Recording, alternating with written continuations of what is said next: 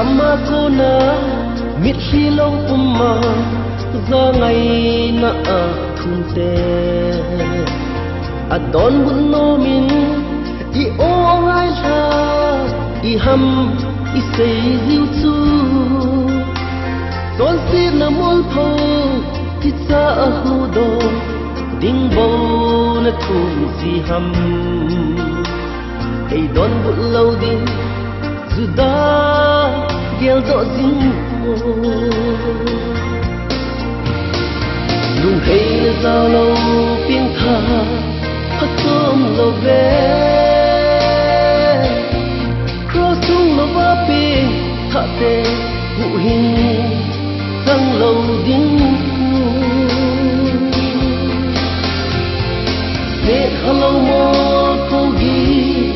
ta san te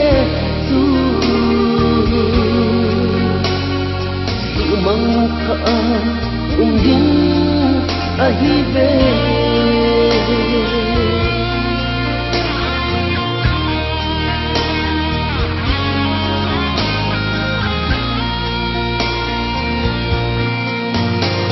gen thei na thona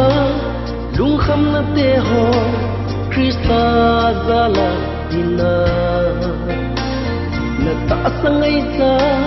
bulit na ding bao zo a na lung kham ham na boy na su tham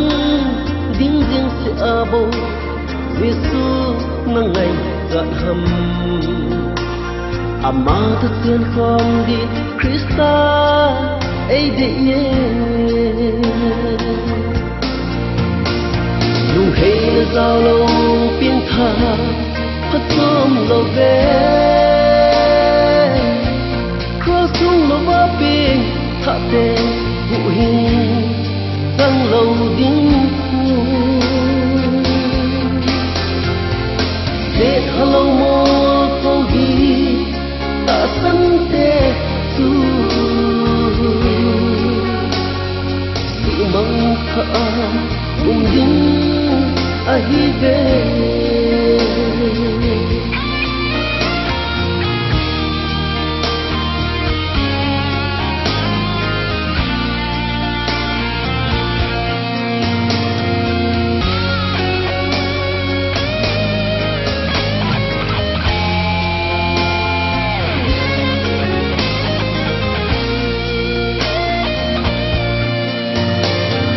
Dawa pulpan ta sa zovin Krista na nito CM si pe in na tin na to pha si a hu hin hi gon na te na ti na tit na hi son pi in na to nan tu se jin Krista zala mol pho na zo lâu pi gió ding lung hay giao lâu pieng tha hat som lo ve cross tung lo va pi tha te hu hin sang lo ding